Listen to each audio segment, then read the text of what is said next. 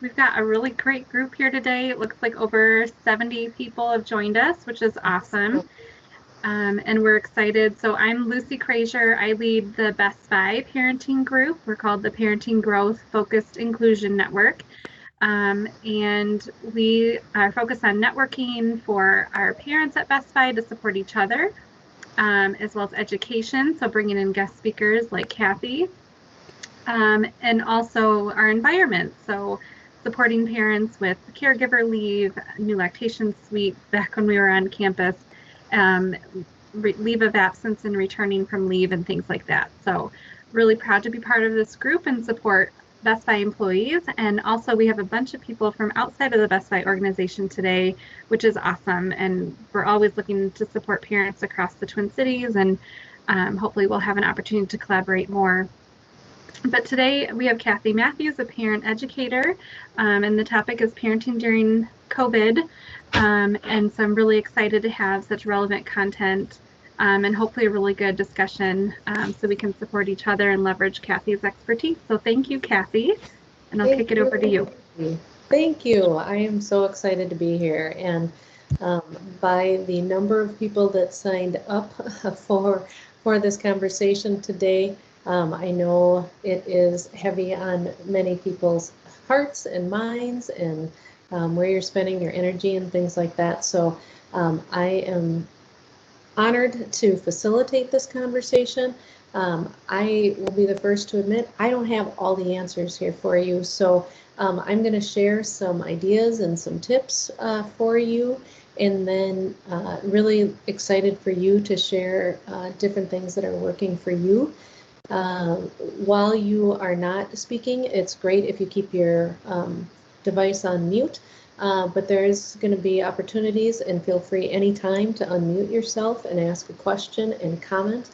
We're also going to use a website called menti.com, which you can bring up, and there'll be spot time for you to put in your answers or your thoughts in that. And then also, we've also got the chat box, and Lucy will be monitoring that and stopping me if there's questions and things. So I'm looking forward to this conversation, and excited to get started. And just a little bit about me. I am a licensed parent educator, currently teaching in Eden Prairie as a parent educator, and I have been for the last 16 years. And I started in my career in corporate America, and did a shift about 16, 18 years ago into the field of education, and I have loved every minute of it. And I've been doing that while I've been raising my own children. I have a 20-year-old son and a 16-year-old daughter. So I'm parenting during this COVID as well. Mine looks a little bit different than yours do with little kids, if you have little ones. But we are all in this together and navigating. So let's go ahead and get started. So today what we're really going to talk about is, again, sharing your ideas of what it's like to parent during this time of COVID. Talk about parental stress and ways that you can manage it. Talking about strategies that help kids cope, and things that you can recognize in your own children as they may be struggling or dealing with their own big emotions. And then we'll talk specifically about, as we transition into fall. And for those of you who don't have school-age kids, you're still going to find things that are applicable for you as well. But we'll talk about ideas of how you help kids as we enter into school looking different than it did last year. And again, we'll be doing lots of sharing of your ideas. So to start with that sharing, I'd love for you to go to www.menti.com and put in the code 6242. And it's going to ask you this question. What's one word you'd use to describe what parenting is like during COVID? And it says completely anonymous. As you type in words, they're going to start popping up on my screen if all goes according to plan. There we go. Thank you. Chaos and stressful. And this will just be a word cloud. And so as you continue to put words in, certain words are going to get bigger, as more and more people put those words in.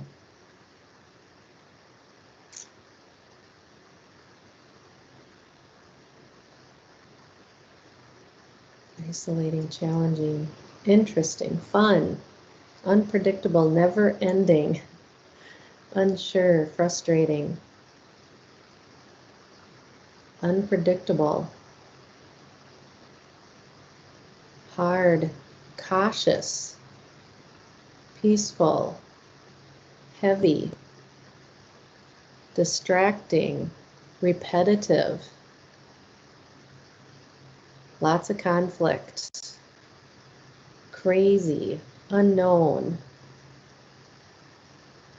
overwhelming, family time, regression and potty training.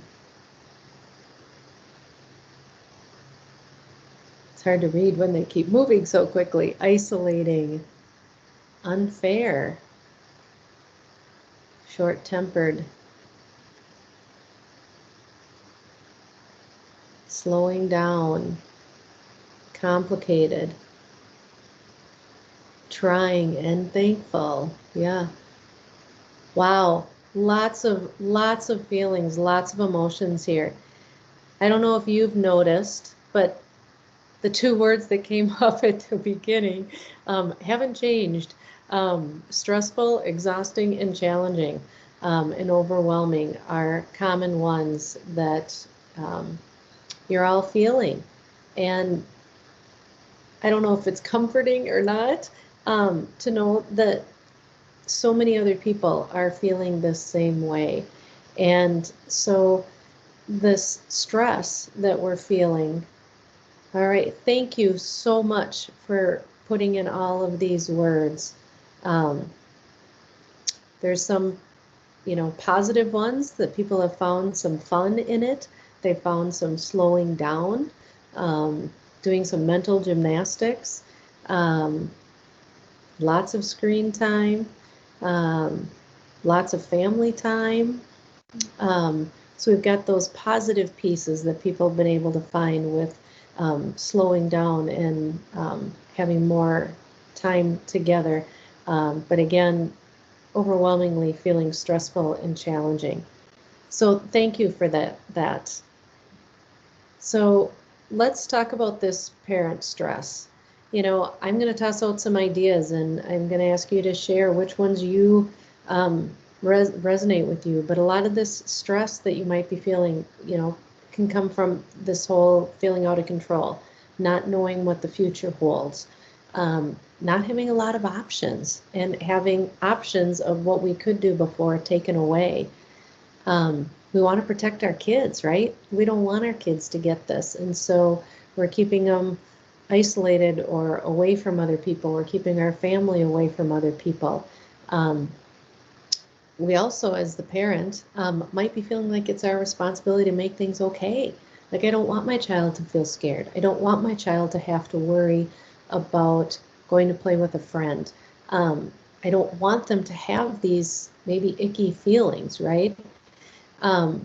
We also might want to fix things. So, if your child had a birthday, or you had a birthday, or special events, a lot of people are saying, well, how do we do these? How do we still make them feel special and honor their birthdays or anniversaries or whatever, when we can't gather together in the same way that we used to? And so that feeling of, I want to fix things, I want to make things okay, or I want it to be the way it used to be. And then, I'm guessing the majority of you on here are juggling work and home life. And so the demands that come with both of them. And if you had your kids in daycare before, you don't really have that separation anymore of even having lunch by yourself, or that drive home, or that drive to work. And so that can be really hard on us as well, to not have that even few minutes of separation or transition type. Would anyone like to comment about where you feel your stress primarily coming from?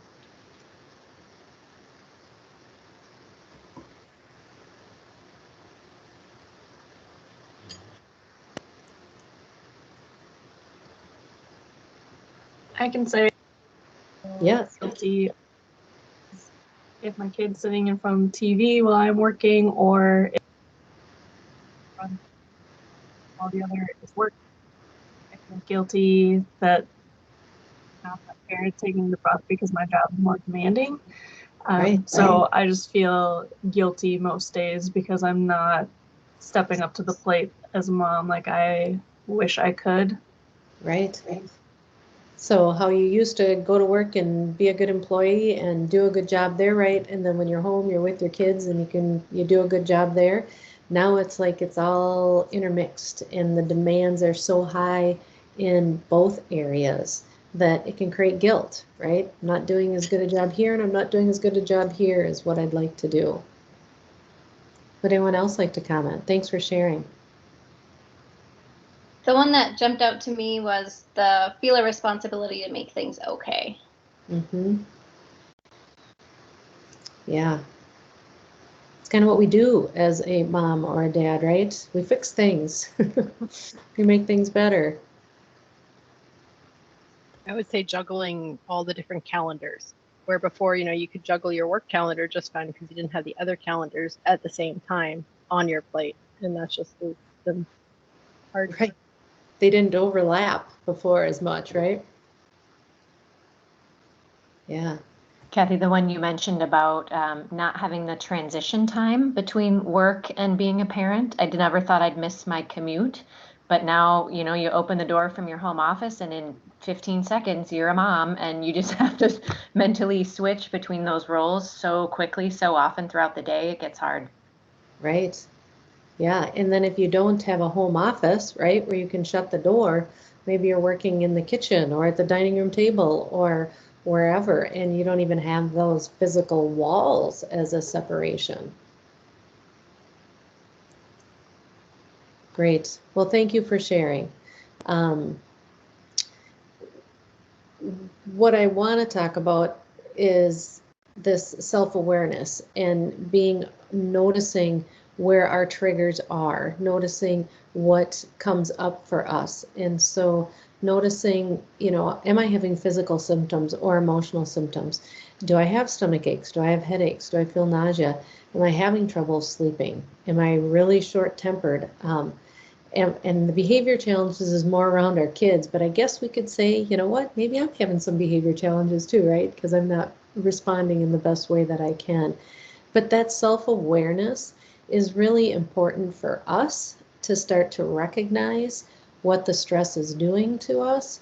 And then also it helps us to be aware that if our children are experiencing these things, that it could be a sign of the stress or anxiety or worry that they're having. And so our stress presents itself somehow. And so to be aware of that and to think about what are the big triggers for us? How can I, if I like that commute time, how can I modify that? How can I somehow make that into create that space, even though it doesn't look the way it used to look. And the one word that kept coming to my mind as I was preparing for this is resilience, because what we are doing right now is we are building, in the midst of this stress and chaos, we are building resilience in ourselves and we're building resilience in our kids. And you'll find numerous definitions of resilience, but I chose the one from Ann Matson, who's a professor at the University of Minnesota, where resilience is the capacity of a dynamic system to adapt successfully to challenges that threaten the function, survival, and future development of that system. And so, all the things that we're trying to juggle, we're adapting. And while we may be feeling the guilt and we may be feeling the stress, we're adapting and we're building resilience. And so we're going to talk today, as we go along, of what things we can do to continue to build that resilience and continue to adapt during this time of chaos and challenge. So self-care is one of the best things you can do. Every time, if you've flown lately or anytime you get on that airplane, right, They tell us about when the oxygen mask drops, put it on yourself and give yourself air before you try and assist someone else. And you hear me talk about this probably in almost every presentation because it is so important. I remember when my kids were little, and still to this day, it takes effort and a conscious decision to take care of myself, because our natural instinct as a parent is to give, and make sure everybody is okay before we take care of ourselves. And we can only do that for so long before we're depleted. And then when we're completely depleted, we're not any good for anyone else. And so, be clear on what you need. Is it that transition time that you can tell the caregiver, if there's somebody else watching the child, and I'm going to use that example of walking out of the office, right?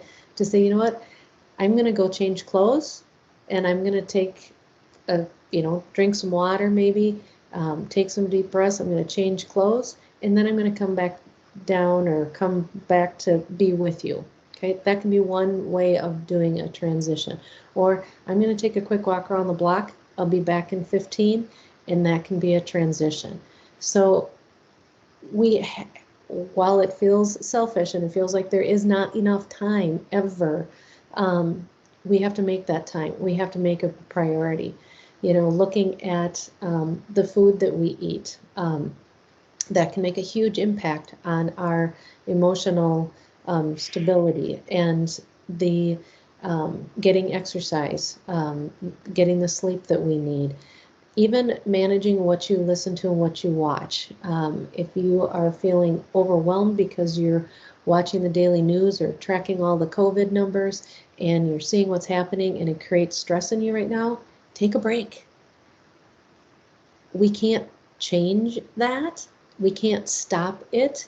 And so if it's creating a lot of stress in you, take a break from it. Doesn't mean we have to be ignorant and not pay attention to what's going on.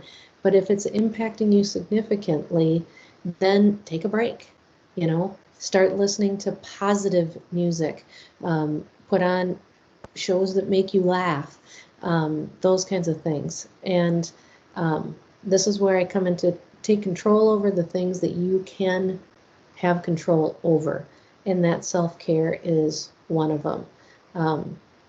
Personally, what I've found is food is huge in my emotional stability. And so having to be real conscientious of how much sugar I'm eating and when I'm eating it has made a big difference in my ability to kind of maintain more of a calm threshold instead of, all the spikes.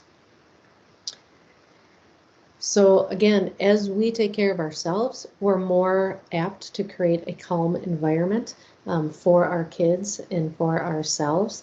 And so, it's acknowledging your feelings, acknowledging where you're at, what's going on, being gentle with yourself. So letting go of some of that guilt that we might be feeling, knowing that, our best today looks different than our best 6 months ago. And that's okay.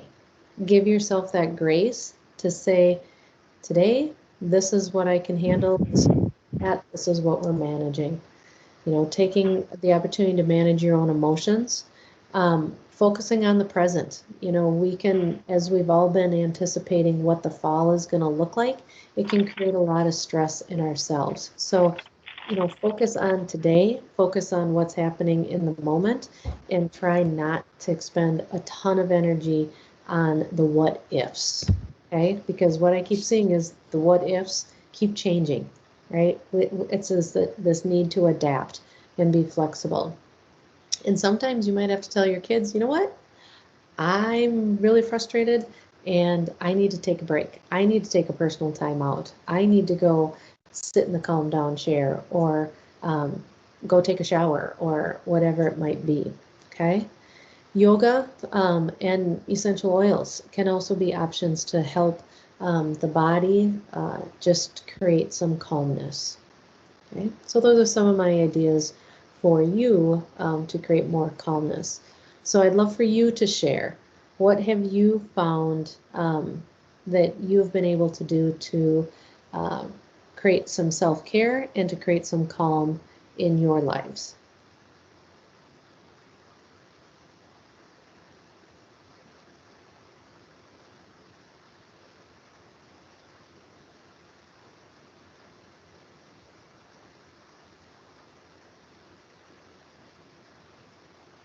And feel free to unmute and share, or Lucy, if there's anything in the chat you can share.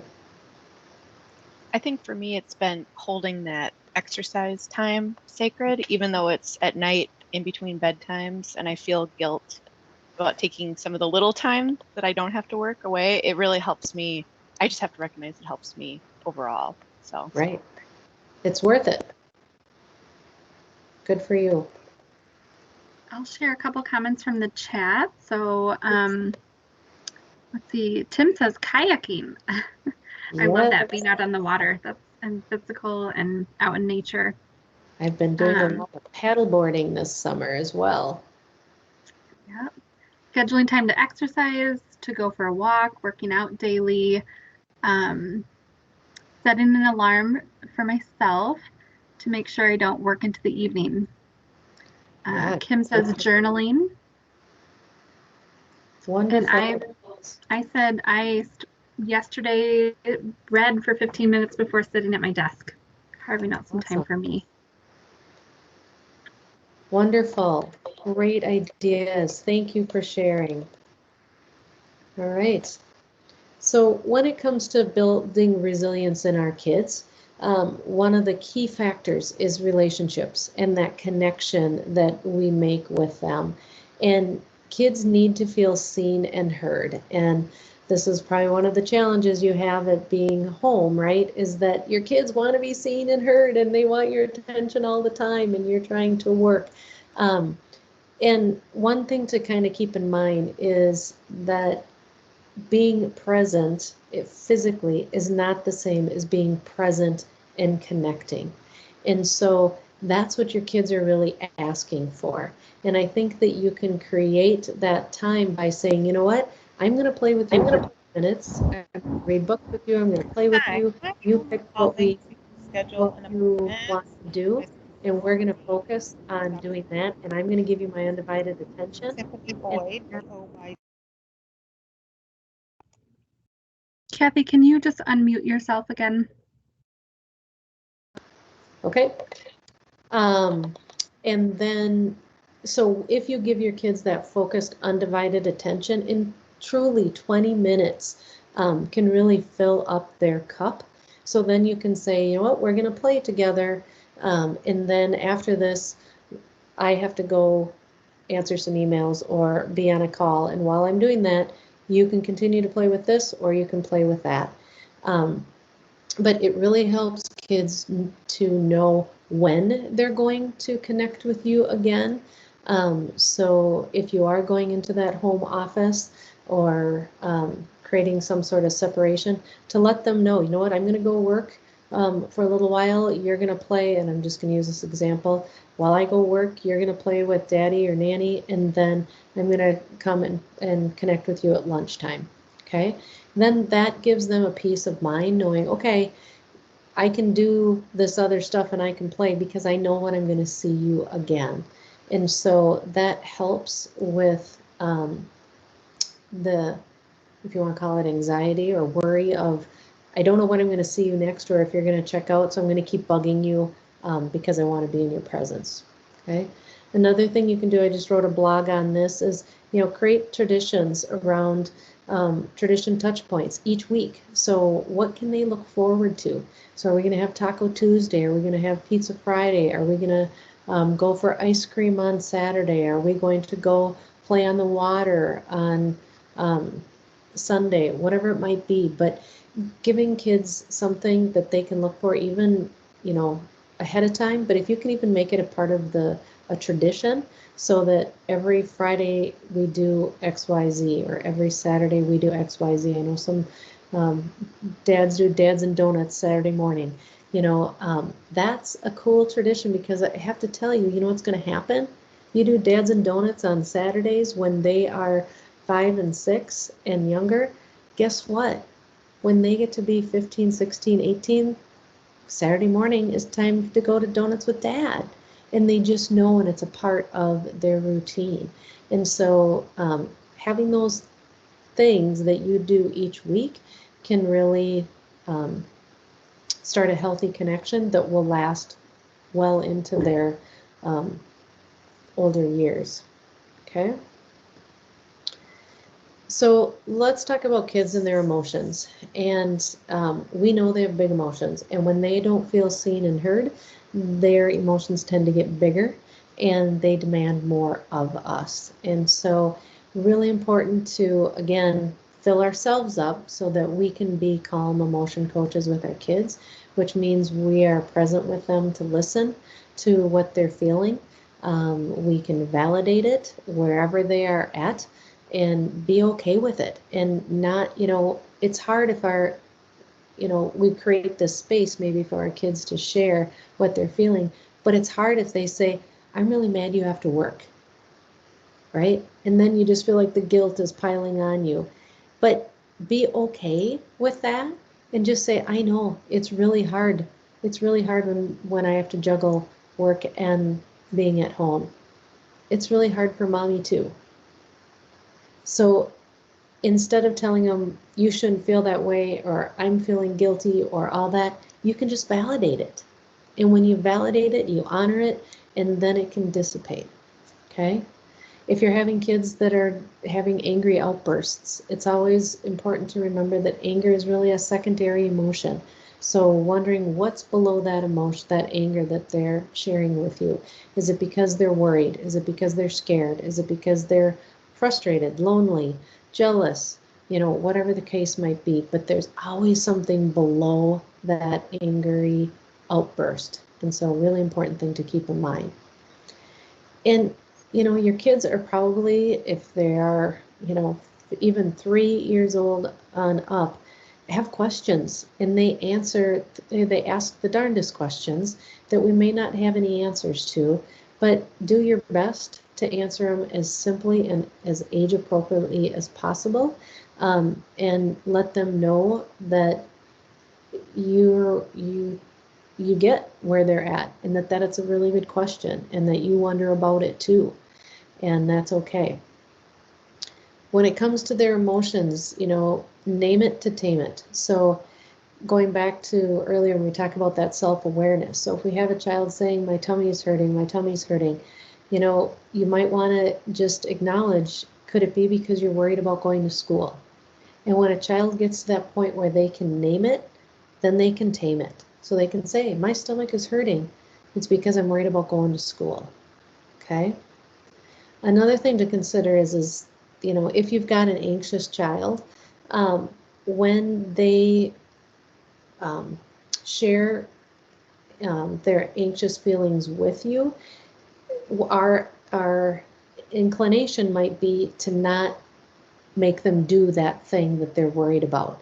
But when we don't have them do that, what it does is it just kind of affirms the anxiety. Yep, that's something to be afraid of. When oftentimes it's not necessarily something to be afraid of, but yet just something that is a little scary for them.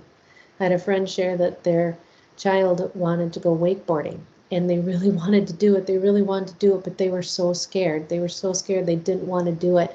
And surprisingly, she actually used some essential oils that gave her the boost to say, I can do this. I'm brave. I can do this. And then she said, okay, I'm willing to try it. Then once she tried it, she found she loved it and she wanted to do it all the time. So we can honor where they're at, but then also talk about what could be options. What could be a plan that we could put into place? What might help? Okay? And then also asking open-ended questions can be helpful instead of leading questions. So you can say, how are you feeling about the test today? They might say great, or they might say worried, or they might say unprepared, or I'm ready to go.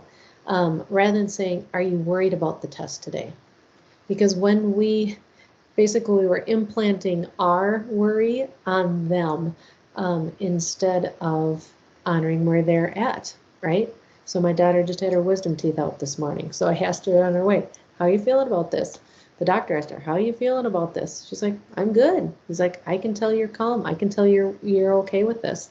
Where I was feeling a little anxious, I was working really hard not to share that with her, because she was feeling okay with this. And I said, yep, it's going to go great, and you're going to recover quickly, and all is going to be well, right? So having those positive mental thoughts as well. Okay. Developing more coping skills. We can do that through mindfulness. We can do that through deep breathing. Simple mindfulness exercises, just like noticing what's going on all around you. What do you see? What do you hear? What do you taste? What do you smell? Those are great things to bring people into the present, especially if they're feeling anxious, again, for ourselves and for our kids. Taking time to talk about what we're happy about, what we feel gratitude about. You can create a gratitude jar, or it can be part of your sharing each day that you do at mealtime. And again, creating those coping statements for them to just be self-aware, to say, I'm nervous, but I can handle this, right? That's that building resiliency that we want our kids to have. And maybe we need to say that to ourselves too, right? You know, I'm feeling really overwhelmed, but I can do this because I'm going to focus on this today, right?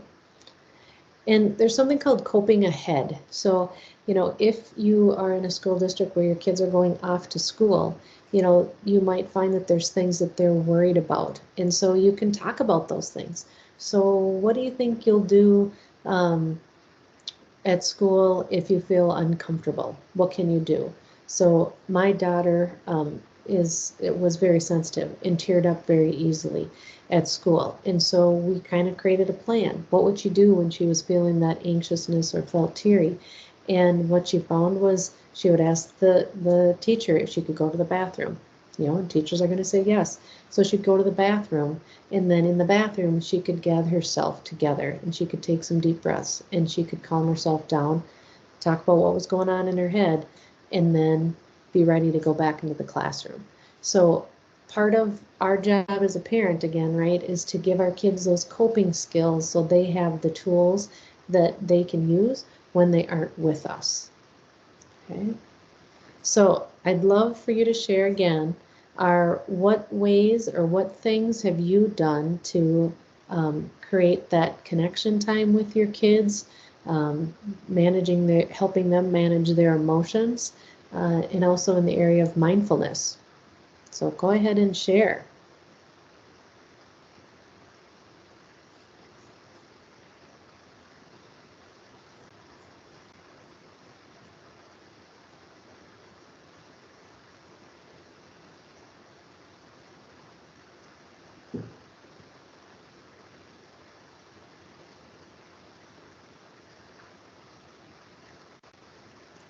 Go ahead. I hear somebody coming off mute.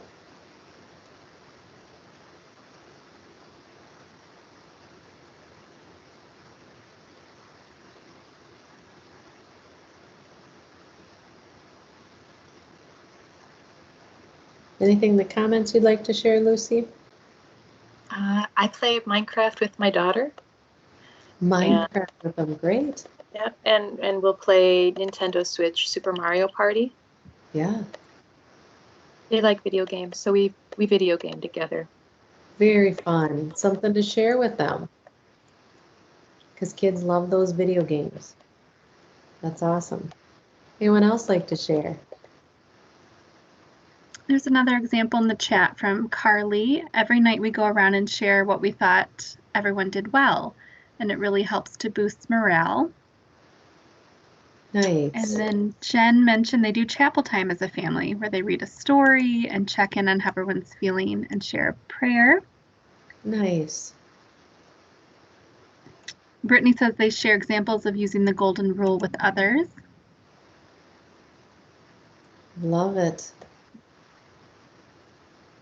And those are such great examples of how we help our children create a positive mindset, looking for things that are going well for themselves, what they're thankful for, and what other people are doing well. Great way to create that positive mindset for them. There's also a comment here from Isabel around just parenting being hard, and one minute you think you've got it and the next you miss it and you're lecturing them over not doing the dishes. Absolutely. It is a roller coaster of emotions, right?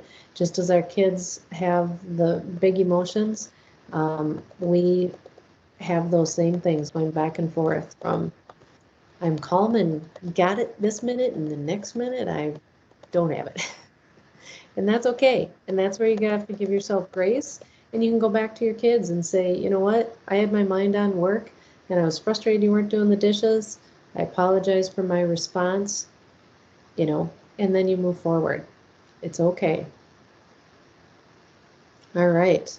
So let's get into specifics about things you can do preparing for the fall here, especially if you're entering, if you have school-age children.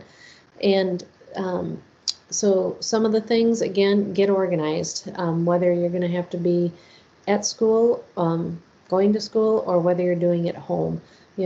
Make sure they've got the tools that they need, that they have a space, and that they have a plan. So talk about what's it going to look like. What's school going to look like, whether it's at home or whether it's at school. If you've got kids, again, going off to school, give them opportunities to practice wearing their masks and talk to them about keeping their hands off of their face, and why that's important. And help them practice washing their hands and doing it well without you there. And also, silly thing, but taking hand sanitizer, right? We might be in the habit of squeezing it out for our young ones, but how do they squeeze it and get it in their hands? And then how do they make sure they get all parts of their hands? So simple things, again, as we have been with them and we have been modeling things for them and maybe doing things for them, we want to make sure they know how to do it on their own if they're heading back into school. You can talk about things about why we're not sharing devices, why we're not sharing somebody else's markers and crayons, and why they're going to utilize their own things. And talk about why it might feel different. Why does the classroom look different? Why are there so many things spread out? All those kinds of things. Again, whether you're home or at school, important to talk about what the schedule is going to look like. Create routines around morning schedule, coming home from school schedule, bedtime schedule. Create those routines, write them down, use visuals. When kids know what's expected and what's going to happen, things just go much more smoothly. So engage them in that conversation if they're older, and maybe even have them develop it if they're old enough to do that. Talking to them about COVID, talking to them about what they know, to ask them about what they're wondering about, what they're worried about, what questions that they have. And again, focus on what you can control and what they can control, because there's so much outside of our ability to control right now. Continuing to focus on, what do I have control over? I have control over what I think about it, what I do, what I say, and those choices that I make. And of course, always be full of reassurance and honesty, and letting them know things might be changing again in the near future, but we're going to figure it out. We're going to work together. Okay. Sleep, as you all know, I am passionate about sleep. And as kids have maybe been in the habit of staying up a little bit later because the sun is up a little bit later, you want to start moving up that bedtime, even by 15 minutes a night, so that you can get them down to an appropriate bedtime that you need them to be at in order to be able to get up in the morning. So you might need to start setting alarms and getting them up a little bit earlier if you have kids that have been sleeping in. And I really encourage you to not use screens as that mode for calming before bed. So finding other things to do, family connecting time, reading together, any of those kinds of activities before bed always helps calm the body and the mind before we actually go to slumber. So when it comes to academics, talk again with your kids. And again, I'm thinking about really any age, school age child, is what things come easiest for them and what things are a little bit harder. And so that they can tell you, what, math is really easy for me. And then you can talk about, do you want to do that first or do you want to do that second? When my son was little, reading was really hard for him. So we'd have to chunk it up. We'd have to make really intentional breaks for, we're going to read for a little bit, we're going to take a break, and then let's do math, because math is fun, right? Math is fun and easy for him. So thinking about what they want to do first, what they want to do second, and then always keeping realistic expectations as far as what is reasonable if you are doing distance learning, and working with them to create that plan. And I wanted to touch a little bit on children that have learning challenges, because we know kids that have learning challenges, when they're in school, things are a little bit, it can help their learning challenges in the sense that there's more structure. And if you're now doing distance learning at home, it can be a little, definitely much harder. And so talking about what is more difficult for them and making a plan. Some parents don't want to talk about what's hard with their kids, and so we don't want to say that. Like, it was really hard for me to say, reading is hard for you, to my son. But once we said that, it was like, okay, now we can make a plan. We know it takes a lot more effort for doing things that require a lot of reading than, again, math does. So make a plan. Talk about what they need. If they have difficulty staying focused, create a workspace that supports focus. Maybe it's even creating a little tent, focused area where they don't have a lot of distractions going on. If they have challenges with big projects, it's helping them break it down into smaller tasks. How do you eat an elephant, right? It's one bite at a time, and that's a good way to help kids who get overwhelmed with big projects. If they have difficulty with impulsivity, you can set timers. Set time for work time, set timers for break time. So they know, I only have to work for 15 minutes, and then I get to break. And then I get to go back to it again. Again, them knowing that there's going to be a break can help them focus. Again, focusing and helping them when there's certain topics that are much harder for them. And then making a plan. What if things don't go as planned? What can we do? Talk through those things. And I think using the words mistake and failure is really healthy for kids, that we can make mistakes. It's okay. We can figure it out and we can try again. It's not the end of the world. And that's important for kids to know that, and for us to remind ourselves to say, oh, I made a mistake. That didn't go as I expected. I'm going to try something different next time. Okay? And then again, praising the progress. I can't encourage you to do that enough, but kids need positive praise about their effort and their progress, not necessarily the outcomes. Okay? So in the bigger scheme of things, when it comes to, how do we manage this whole COVID thing, again, every school district is doing this different with different age groups. So these are just some ideas. And again, I'm going to ask you to share how you are handling this going into the fall if you have school-age kids. So a nanny is an option. Partnering with a neighbor or classmates, creating these pods. Trading off days on whose house they go to. So maybe I'll take your kids on Tuesday, you take Monday and Tuesday, and you take them on Wednesday and Thursday. So we can each have that opportunity to focus on things. Maybe I'm really good at teaching math and you're really good at teaching reading. So we can support the children in those subjects. One thing school does, especially elementary schools, is make things fun and experiential. And so that's part of it, is making sure that this learning is fun for the kids, because that's when kids learn, is when they're having fun. And so if we try and make it really rigid and sit down and you have to do it and you have to do it right now and this way, kids are going to resist and they're going to fight back. So trying to figure out ways to make it fun is important.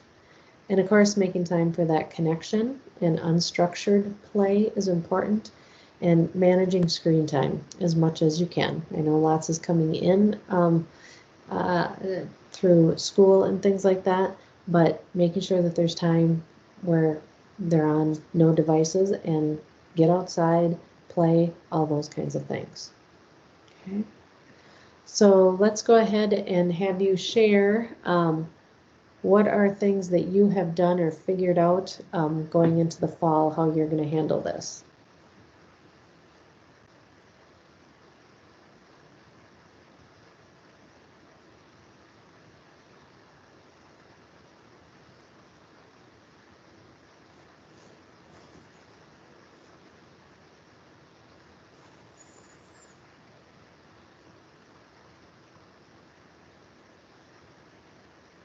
It's always hard to wait. Feel free to unmute and share.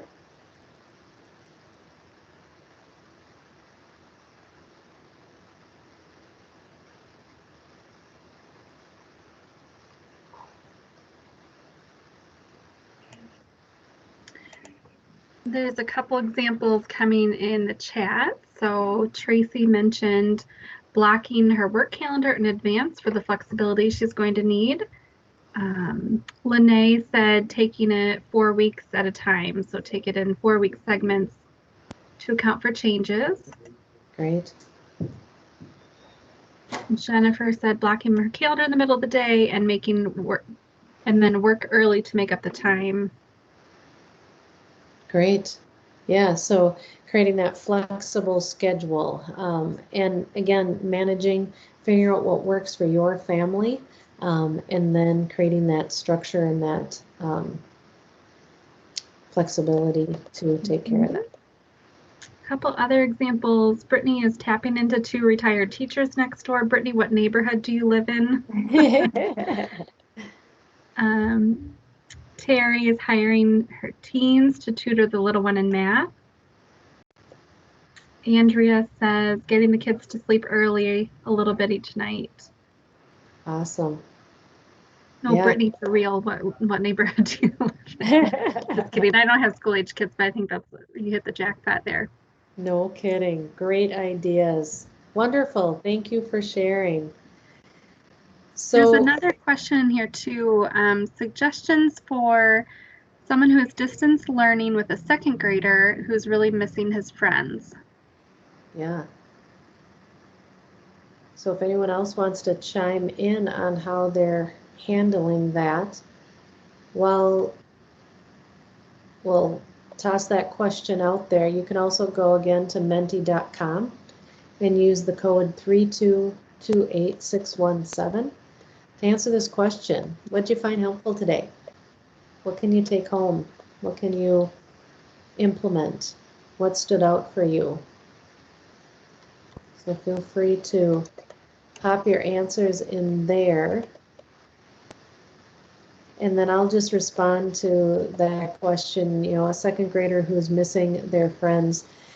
You know, I think it's have a conversation with the other parents and see where they are at. Is there a way that people feel safe, or a space or a playground or some place that you guys could meet that you would feel comfortable with? Great way for kids to practice what social distancing might look like, right? They can play together, but we're going to still kind of create that space. So, you know, even doing online Zoom, you know, using Zoom so that the kids can see each other and play. I know some kids have started to use different games that they can play with one another. So again, they're getting that interaction, but that they are still separate. Those would be a couple of my ideas for a 2nd grader. Does anyone else have ones they'd like to share?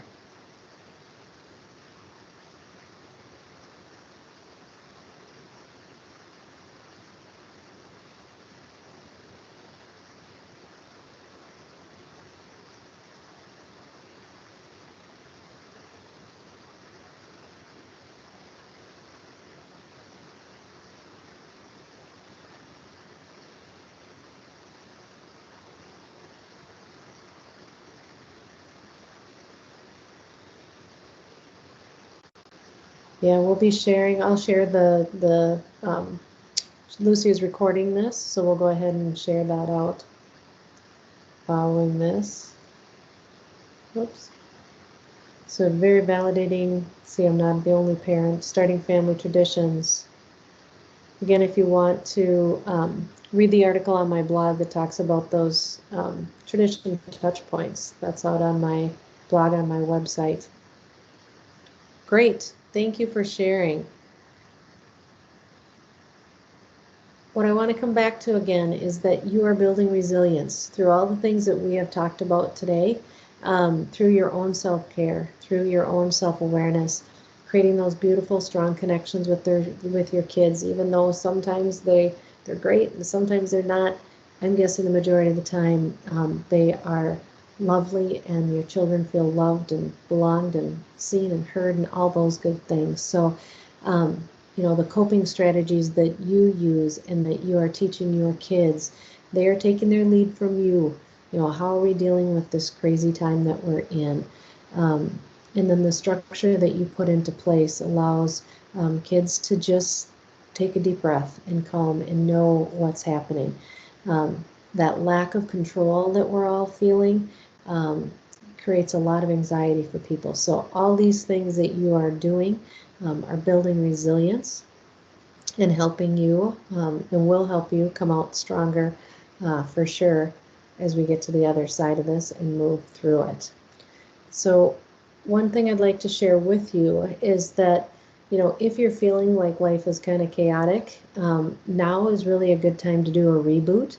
And so I've created a Parenting During COVID, a parent boot camp. It's all online to help you create the connections, the cooperation, and the calmness that we all hope for. It's 4 video lessons with supporting resources so you can watch it when you want, when it works for you, and you can also do it with your co-parent so that you can create the foundation that you want to create for your family. And you know, we might think, oh, I can't take on one more thing, but what I do know is by listening to this content and working through it, you're going to feel more in control of what you have control over. Okay, and so that's my intent with this. And just a quote that came from a person that had took the class when I actually did it in person was, you know, I love the way the classes were done without judgment and came from a place of love and understanding. The messages were simple and easy to follow, but had a very big impact on how we interact with our children. And so that program is out on my website under shineeachday.com under the shop folder. It's $77, simple, small investment for you to maybe take your parenting to another level. And it goes deeper into a lot of the topics I touched on here, and we'll give you more tips and tools for that. Okay? So any final, I know we're like right up on the time, any final questions or comments or things you'd like to say, Lucy? Kudos to everyone who took the time to attend today. I hope this helps you as a parent.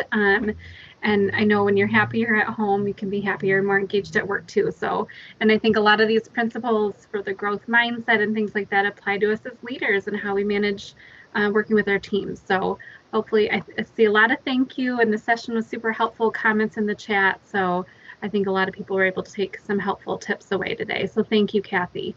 Wonderful. Thank you, Lucy. Thank you, everyone, for taking time out of your day, and I really appreciate it, and I look forward to connecting with you in the future. Bye, Kathy. Thank you. Bye. Thanks, Lucy.